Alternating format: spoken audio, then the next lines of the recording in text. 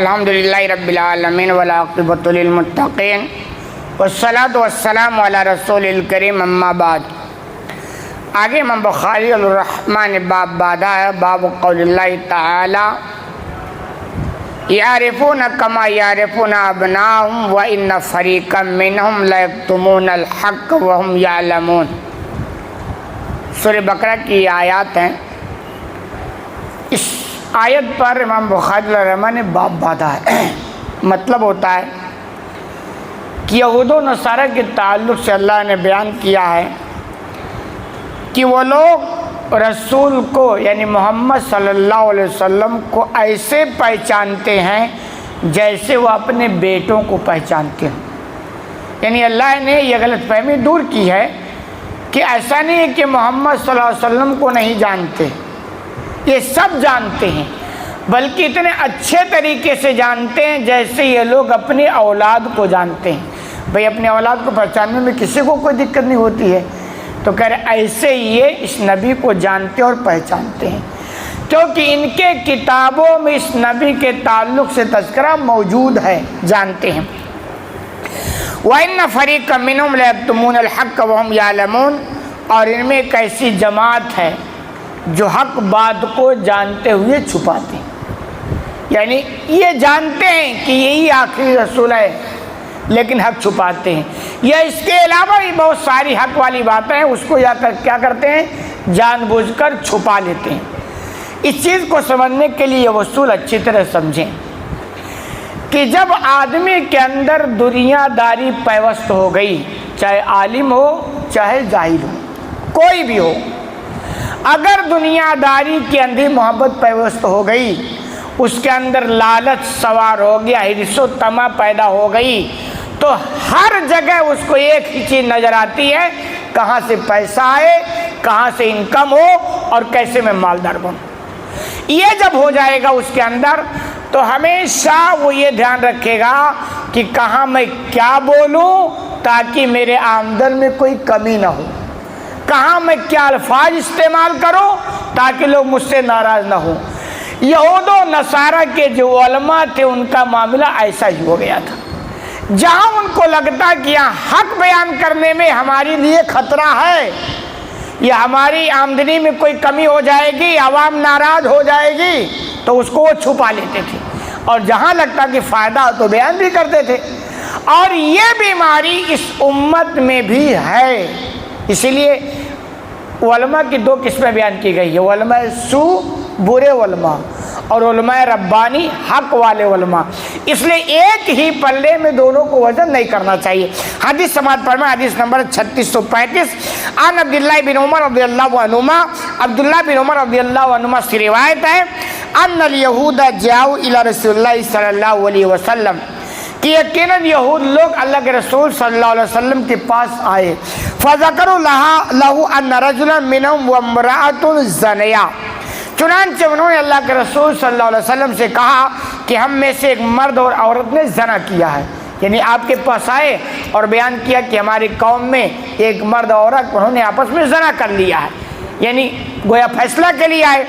فقال لهم رسول اللہ صلی اللہ علیہ وسلم، تو آپ صلی اللہ علیہ وسلم نے ان سے کہا، ما تجدون فی التوراۃ فی شان الرجم، کہ رجم کے تعلق سے تورات میں کیا حکم ہے؟ بھائی تم یہودی ہو، تمہارے پاس تورات کتاب موجود ہے، بہتر ہے کہ اسی سے فیصلہ کیا جائے، تو یہ بتاؤ کہ تورات میں رجم کے بارے میں، بھائی ہمارے یہاں ہے کہ اگر شادی شدہ زنا کرتے ہیں تو ان کو رجم کر دیا جائے گا، یعنی پتھروں سے مار مار کر مار ہی ڈالا جائے گا۔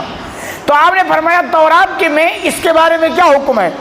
فَقَالُوا نَقْضَهُمْ وَيُجْلَدُونَ، تو انہوں نے کہا کہ ہم ان کو ذلیل کرتے ہیں اور ان کو پتھروں سے کوڑے لگائے جاتے ہیں۔ فقال عبداللہ بن سلام، تو عبداللہ بن سلام بھی یہاں موجود تھے، کذبتم ان فیہا الرجم، تو عبداللہ بن سلام نے کہا تم جھوٹ بولتے ہو، یقیناً تورات کے اندر رجم کا حکم موجود ہے، یعنی پتھروں سے مار مار کر مار ڈالنے کا حکم موجود ہے۔ عبداللہ بن سلام یہ ایک یہودی عالم تھے، بڑے جانکار تھے، لیکن بعد میں اللہ نے توفیق نہیں دی، مسلمان ہو گئے، تو جانکاری تو موجود تھی، تو انہوں نے کہا تم جھوٹ بولتے ہو، تورات کے اندر رجم کا حکم موجود ہے۔ فاتوا بالتوراۃ فنشروها، چنانچہ حکم دیا کہ اچھا تم تورات لے کے آؤ.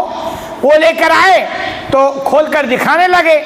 کہہ رہے ہیں فوضع آدم یدہ علی آیت رجم، تو ان یہودیوں میں سے کسی نے جو رجم کی آیت تھی، جہاں رجم کا حکم تھا، اس پر ایسے ہاتھ رکھ لیا. یعنی جب پڑھنے لگے اور بتانے لگے کہ بھئی یہاں ہے، تو ان میں سے چالاک جو زیادہ تھے انہوں نے ہاتھ ایسے رکھ دیا. فقرأ ما قبلہا وما بعدہا، اور اس کے بعد جو پہلے والا تھا وہ بھی پڑھا اور جو بعد والا تھا وہ بھی پڑھا، اور بیچ میں جہاں حکم تھا اس کو کیا کر دیا تھا، ہاتھ رکھ دیا. اچھا یہ واقعہ یہاں بھی ہے. ابھی کوئی بہت پہلے مجھ سے بتا رہا تھا کسی عالم کے بارے میں کہ ان سے میں نے کہا بھائی آپ ایسی بات کرتے ہو اور قرآن میں یہ چیز تو اس کے اگین میں ہے اور میں آپ کو دکھاتا ہوں. انہوں نے بیان کیا کہ میں نے قرآن کھول کے بندے کے ہاتھ میں دیا اور دیکھنے کے بعد ایسے بند کر دیا اور کہا کچھ نہیں ہے، صاف منع کر دیا. تو یہاں بھی کمی نہیں ہے. وہی میں نے کہا نا، جب بندے کے اندر حرص و طمع سوار ہو گئی، دنیا داری پیوست ہو گئی، تو چاہے وہ عالم ہو چاہے وہ ظالم ہو، کوئی فرق نہیں پڑتا ہے، کوئی نہیں فرق پڑتا ہے. تو ایسے ان لوگ، یہ یہودی صفت ہے، بڑی فتین قوم ہوتی ہے یہودی. تو انہوں نے کیا کر دیا، ہاتھ کو وہاں رکھ دیا. فقال عبداللہ بن سلام، چونکہ عبداللہ بن سلام یہودی عالم بھی رہ چکے تھے، تو انہوں نے کہا ارفع یدک، ذرا ہاتھ اپنا یہاں سے ہٹائیں.